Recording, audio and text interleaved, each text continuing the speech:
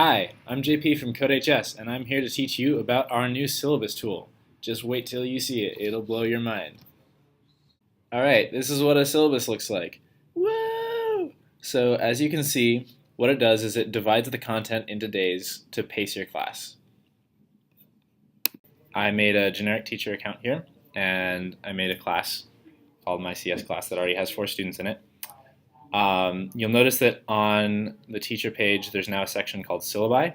You can add a syllabus from here. You can also add a syllabus from your class page. If you go over to this new tab called syllabus and you click add a syllabus, that will do the same thing. Finally, if you go to your teacher dashboard, you'll also now see a list of your syllabi and a link to add a syllabus. Alright, let's make our first syllabus. Okay, so back to the teacher page. I'm going to click add a syllabus. Alright, the first thing it'll ask me is to pick a course. Right now we only have Introduction to Computer Science, but in the future we'll potentially have multiple courses. The next thing it'll ask me is if I want to use a template. A template is basically a skeleton syllabus that we've put together for you that already divides the content into days based on what we think is appropriate. Right now you can only see one template, which is for a class that meets for 60 minutes a day and is at the high school level. In the future we'll have more templates for, say, 90-minute classes or middle school classes, etc. If you choose no template, then you'll basically be making your syllabus from scratch, and you'll have to place all the day markers yourself, which isn't too difficult to do, but we recommend that you use templates. So I click create, and it brings me to the syllabus editor view. The first thing that you should do when you get to this page is edit the title of your syllabus. Right now, it's just a copy of the title of the template I used. If you don't use a template, the title will just be syllabus title, and that's not very useful. So I'm going to change this to my very first syllabus. Great. When I make a syllabus, it can be for one or more of my classes, and it can also be for one or more of my students. In this case, I want it to be for my class, so I'm going to click my CS class. The next thing you should do is pick which dates your class meets. You can do this manually by clicking the days on the calendar. You can also click them to remove them. But you can also make things easier on yourself by clicking this link that says Use Date Range Picker. What this does is it has a bunch of days that classes can meet: Monday, Wednesday, Friday, Tuesday, Thursday, etc. So let's say my class meets Monday, Wednesday, Friday. Let's say I want it to start meeting last week on Monday, and it's going to meet until May 10th. And click OK, and I click apply, and you'll notice that those days become filled in. Looks like I messed up and forgot to select Monday of last week. I accidentally picked Tuesday. I can just click that day and it gets added. Let's say that for some reason I don't want to meet on April 16th. I can just click that day and remove it. I can even shift it over to Thursday. No problem. Alright, at this point I would recommend you click the save button to save your syllabus. This is something you should do every so often to make sure your progress isn't lost. Great. Alright, now let's look at what the template has done with our day dividers. So this is basically a pacing that we think is appropriate for a class that meets for 60 minutes a day. Let's say I think that my class is going to be a little slow to start out, but will gradually pick things up. I can insert new day markers by double-clicking in between activities.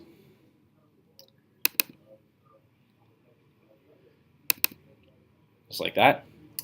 I can delete a day divider by double-clicking it. I can drag these around, switch the order. And let's say that I'm already partway through my class. Let's say I'm on day 3, and my class is a little bit ahead of schedule. I can take day 3 and everything after it and shift them ahead by 1 activity. So you'll notice that day 4 down here shifts ahead as well. Or let's say I'm already on day 3 and my class is getting behind. I can similarly shift everything back by 1 day by clicking that link that appears. Okay, so what I'm going to do is make a syllabus where the first 5 days each only have one activity.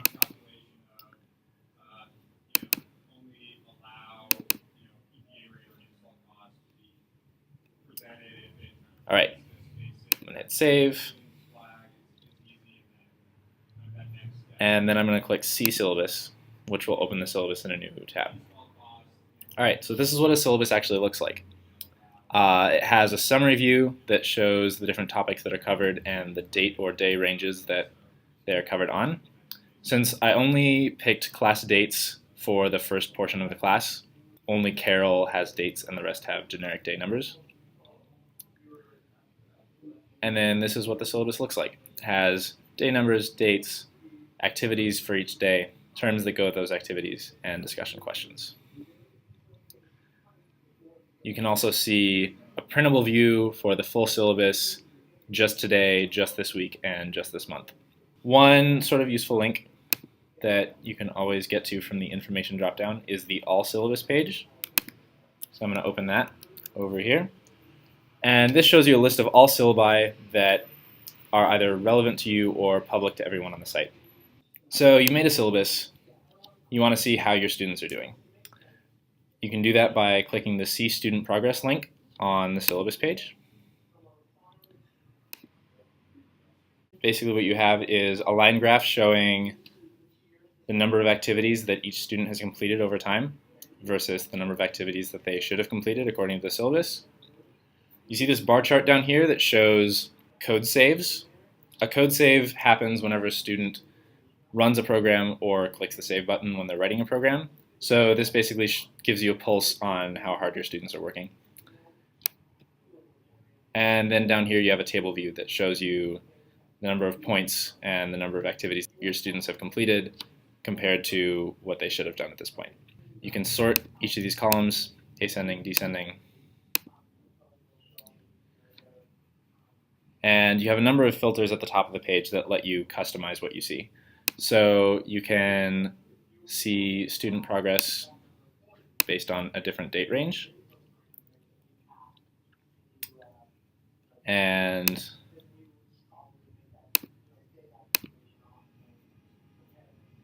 you can filter based on different classes that are subscribed to the same syllabus. I only have one class, so it's automatically selected. You can also drill down on individual students by either selecting them in this dropdown, by clicking their line in the line graph, or by clicking their row in the table. So if I want to look at just student 3,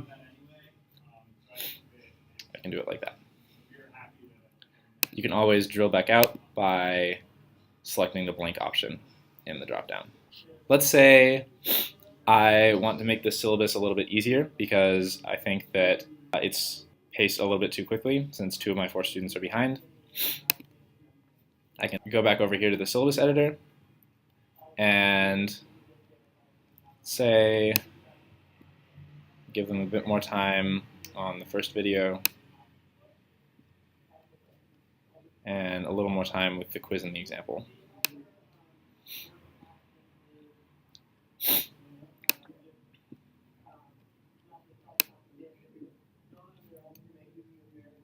Okay, now I'm going to save.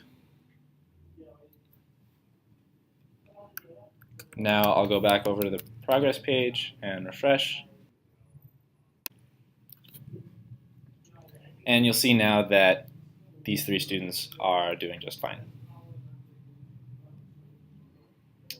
If you're a student and you go to your user page, first you'll notice down here at the bottom that you'll have a new box called My Syllabi, and it has the syllabus that we just made on it. So if I'm a student and I'm in a class with a syllabus, I can always see my syllabus by clicking that link.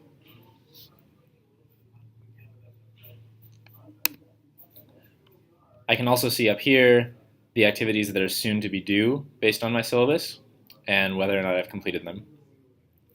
And then finally, I can see my progress page, which is the same as the progress page for a teacher, except it only shows me. All right, that's it for this syllabus tutorial. Feel free to ask us any questions or give us any feedback on this new tool, and we hope you enjoy using CodeHS.